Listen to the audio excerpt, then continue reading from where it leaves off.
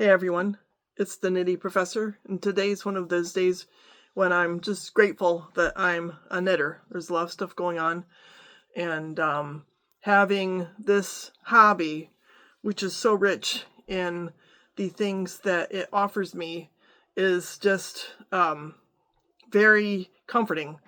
So I thought I would talk about gratitude in conjunction with knitting a little bit today. Also wanted to let those of you who have seen my dog Bennie in many videos know that he is no longer with us. So I'll probably try to share a few pictures of him as well. He was 5, and obviously, it's really sad to lose such a young animal. Called my daughter and talked to her. She was probably the most attached of my children, besides me being attached to Bennie. But in any case, this is a good day to have, a comforting hobby to turn to. And I kind of made just a little list of things that I am grateful for, including my cats who are in here, keeping me company and keeping me on my toes. Hey, leave the spider plant alone, Gizmo. I still have 8 pets, so I'm going to use this as an opportunity to just shower them with even more attention, especially with Bennie having been so sick. Hey, kitty cat, hey. She wants to eat the spider plant. Why, I had to give him a lot of extra attention, so he is no longer suffering, which is good. Very good, because he was very ill. But as far as things that make me happy that I'm a knitter and that give me comfort, one of the things is the simplicity of a project like this. This is just a simple ribbed scarf. Hey, Gizmo. And I'm doing 12 row stripes. Boy, she doesn't want to let up. She really wants to eat that spider plant. Come here, kitty cat. And it's obviously black and white. Beautiful wool. Really appreciate the opportunity to work with this gorgeous wool as well. The materials that we get to use in knitting are also just in their own right comforting. It's not like oil paint where you have to worry about fumes, or woodworking where you have to worry about the saw and, eye protection. It's just so simple to grab a piece of knitting and work with wool or cotton or some other really comforting material. And some projects offer a challenge, and that can be something to be grateful for too. A challenge can be a wonderful distraction. I have a few what do you call it? Evidence. There's a word for that. Exhibits. Here's a project that's challenged me, and I've shown you this before, but I haven't made the kind of progress that I should on it. And the challenge is that the gauge was not what I wanted, and I've got to figure out how to finish off this hat in a way that it will still work and not give up on all the effort that I already invested in it. And I think I can do it. It's just one of those projects where I need to be in the mood for that challenge, and sometimes I am. And then, I'm really grateful that I get to occupy myself with such an awesome distraction. And that leads me to another thing that I'm grateful for as a knitter, and that's the sense of accomplishment. For example, this sweater I knit from yarn that I bought in Trondheim, which leads me to another thing I'm grateful for, which is the memories that I associate. I can associate memories with knitting up the project. I can associate memories with the yarn, where I bought it, how it felt when I was working with it. But this particular sweater is an Icelandic sweater, and you would think that this pattern, by the looks of it, it must not have been that easy for me to follow, but I hardly remember. I think I was just having so much fun, when I was knitting. It just made me happy.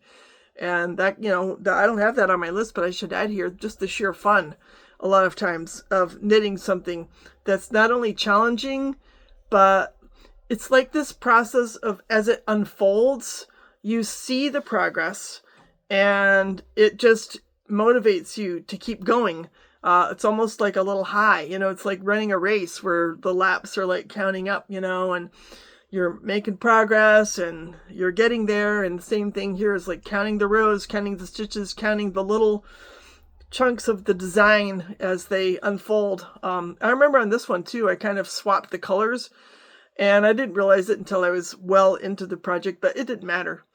That's how challenging it was, right? I literally like incorporated a mistake into the design. Nobody knows, right? Nobody knows but me. A lot of times I forget it, but it just turned out so nice. Feeling of accomplishment, all the memories associated with the yarn, the process of making it.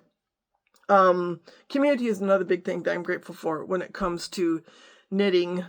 Chances are next time I get together with the guild or with some friends, I'll be talking about Bennie, and I have one good friend in particular who's been over here to knit and knows Bennie well. And as soon as I tell her about him, I'm sure she'll be like, oh my gosh. And we'll get to talk about him and talk about her dog.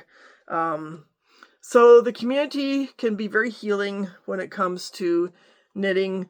Another thing that I'm very grateful for as a knitter is just the beauty of the outcome, the beauty of, again, the materials, all that stuff. Here's the sweater that I knit. And it wasn't that hard. I remember having trouble getting this one started because I was really struggling with getting it cast on and not be twisted.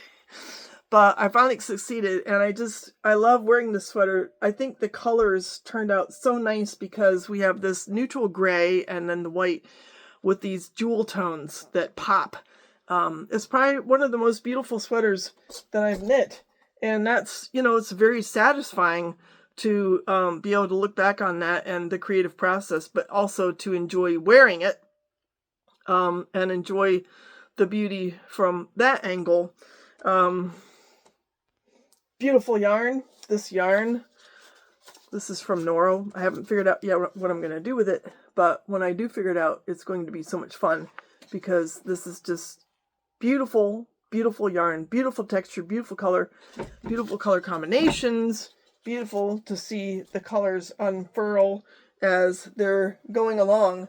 And that's another thing I'm very grateful for is just the sheer color of yarn. Like these yarns here, every time I look at these, I'm like, well, number one, I need to get going, get moving using this yarn. I bought it with a sweater in mind. It's a sweater's quantity. But aren't these colors fun? I mean, this is prairie spun from brown sheep. Just look at those delicious colors. That deep purple. It's like a violet. It almost looks blue on the phone. But from my angle, where I'm seeing it from the darker side, it's very purple. See the color. It's called Energized Purple. Maybe if I hold it back a little further, you can kind of see what I'm talking about.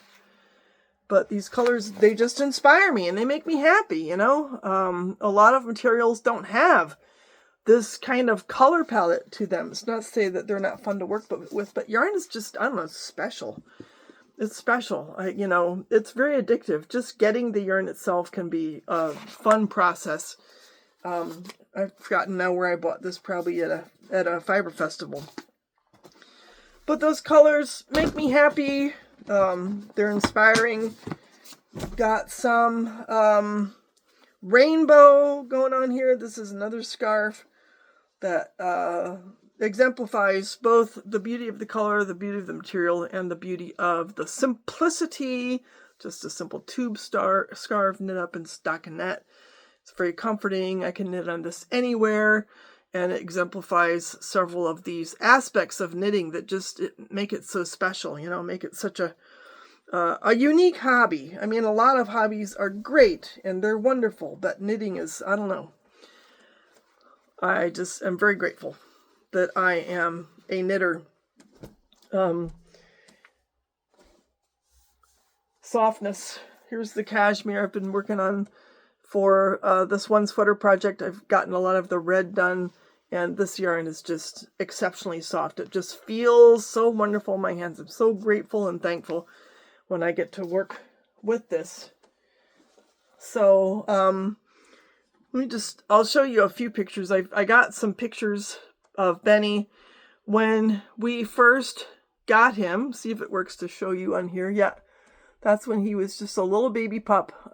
He was probably about not quite 3 months old when we got him. And my kids were, of course, very excited. This was back in the pandemic, and we needed the distraction because, of course, I had knitting, but the kids were stuck at home. It's back when they were in college, and he was such a cute little puppy. There's Benny when he was just a baby, just a few months old, just such a sweet little boy. We see, here's my daughter with him. Oh, she just loved him. I called her and said that I got a vial with some fur of his, and I would give her his collar. And she kind of wishes that she would have gotten to spend more time with him because, of course, they went back to school. And, you know, he was here. And I even have a couple of videos here. He's starting to get a little bigger. Look at what a beautiful boy. He was way darker back then than he turned out when he was older. Really liked him when he was those more contrasting colors. Here he is playing a little food game. I think that was his Christmas present back then. And he was just such a floof ball. So cute and sweet. The vet was saying today, you know, he was just a good dog. You know, he was just a good boy. Not that we had zero problems with him. He's a dog, you know, but he was just this wonderful disposition. Here's my son playing with him at Christmas time. Just very sweet. I'm sure a lot of you can relate. You know, losing a pet is just, when you get a pet, the chances that they're going to live forever are pretty slim. He's tired out after his toy. He was so young, but he got to be, we didn't expect him to get quite so big. I think he's just growing in this picture. That was one of his favorite positions to lie in. So I was a little surprised when he got as big as he did. And we're trying to teach him how to heel. My daughter's out walking him in the cold. Not sure if that was in January, but it was pretty cold winter. I loved his eyes. One of the things that I really cherished about Benny was just looking into his eyes. Just look at those puppy eyes. They looked almost human. He just had this quality to him where you just felt like you could glimpse into his soul. This must be after he got a fur cut, I think. He's obviously older, but still a pup in that picture. And his fur is getting lighter. His fur got a lot lighter. And he enjoyed the cats. That's an adorable picture. I love this one. Really sweet with Budapest and her daughter Ember. And let's see if I can find just a few more pictures of when he was a little older. Here's one of my eldest carrying him. That's when he was getting pretty big. He was 50 pounds at his probably his top weight. So he wasn't a huge dog, and he was never terribly like chunky. You know, he was a floofball. He had a lot of fur on him, and was kind of slender. Here's one of his fur cuts where we gave him a mohawk. And again, you can see how his fur lightened up. So, yeah, he was a very, very nice dog, and we're going to miss him. I obviously have more pictures. If you ever want me to show you some more pictures of him, I certainly can.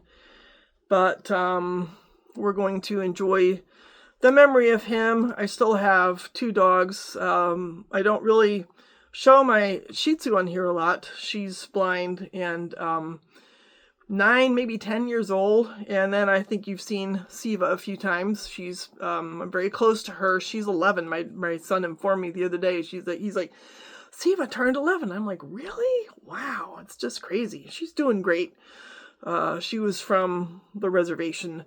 And I don't know, she's got obviously husky and probably some Labrador retriever in him, but she must have good genes because she just seems to keep going and going. Benny, on the other hand, he didn't look out. He was just 5 years old. But again, I'm really grateful for this hobby because it just keeps me sane.